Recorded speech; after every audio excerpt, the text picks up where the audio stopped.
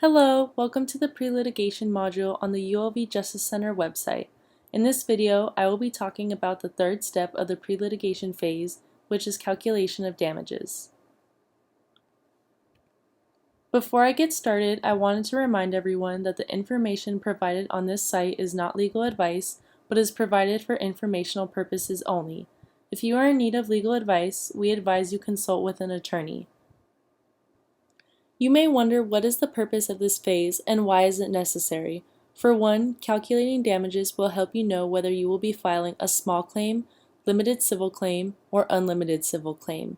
This phase is also important because a complaint that is seeking monetary damages must state the amount sought. It wouldn't make sense to claim you are entitled to damages without specifically saying how much in damages you are owed. Finally, calculating damages can help you determine whether your case is worth pursuing. For example, if you realize that the most you'll get is nominal damages, which is usually $1, then you may decide that pursuing a case isn't worth it. The type of damages that a plaintiff can ask for are general damages or special damages. Special damages are also known as monetary damages. Special damages are fairly easy to calculate because they include things like medical expenses, future medical expenses, lost wages, future lost wages, the cost of repairing or replacing lost or stolen property, and funeral expenses. For example, if I have $20,000 in medical expenses due to an injury the defendant directly caused, I would ask for $20,000 in special damages in my complaint.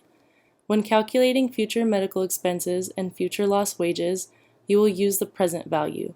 Present value is the value of a sum of money in present time, in contrast to some future value it will have. In other words, when calculating future damages, the rate of inflation will not be considered. General damages include things like pain and suffering, emotional distress, and loss of consortium. General damages are more difficult to calculate because there is no bill you can refer to, such as a medical bill. To help you calculate general damages, you should look at things like depression, anxiety, or loss of sleep. You'll need to show that these damages are a direct result of the harm you suffered due to the defendant's actions. Physical manifestations of your damages can help prove that you are entitled to general damages, such as if your depression was causing you to experience more headaches or backaches. Remember that you may not be entitled to all of these damages.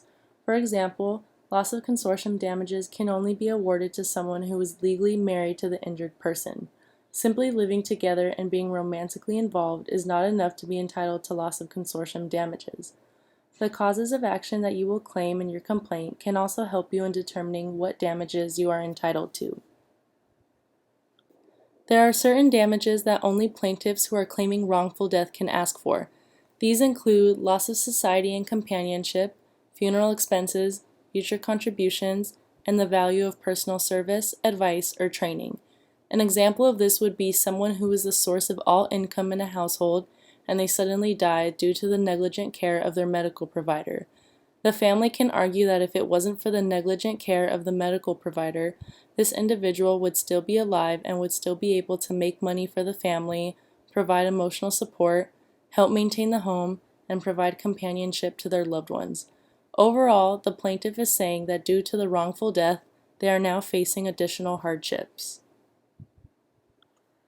Nominal damages are when a tort took place, but the plaintiff cannot show that they were harmed, or the plaintiff is not looking for monetary damages. In this case, the plaintiff will usually only receive $1. An example of this would be the lawsuit Taylor Swift filed against a former radio host.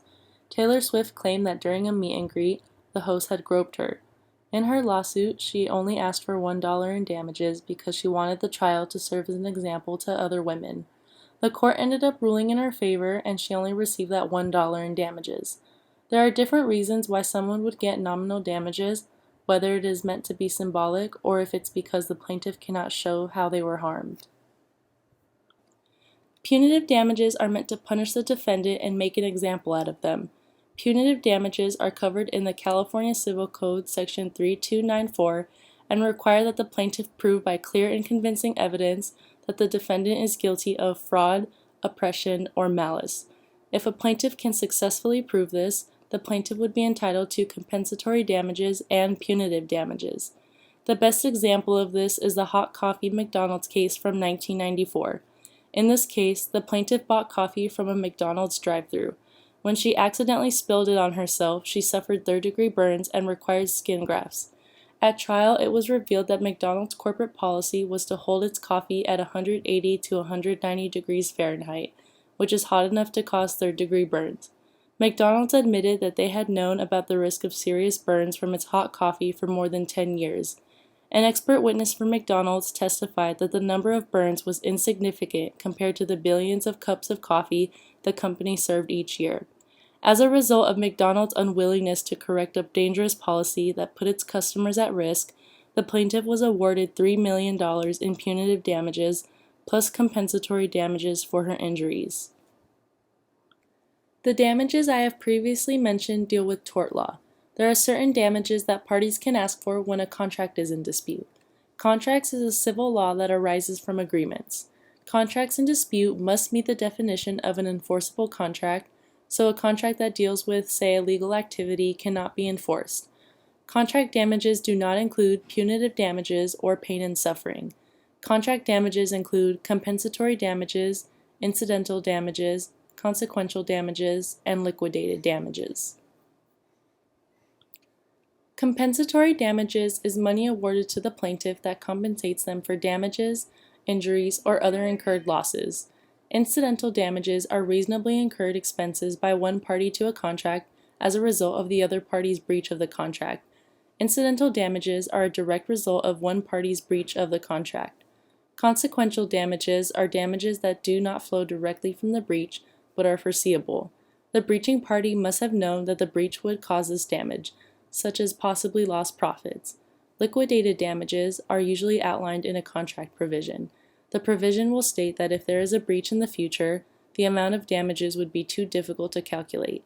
The provision will set a specific amount of damages ahead of time that the injured party would be entitled to. In addition to stating your claim for damages in your complaint, you can also use the form titled Statement of Damages. This form is used for personal injury and wrongful death claims only.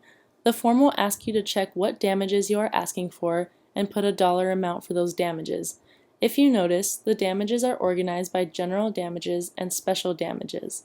Some damages, such as funeral expenses and future contributions, can only be claimed for wrongful death actions. This form does not get filed with the court unless you are applying for a default judgment under the Code of Civil Procedure, Section 585.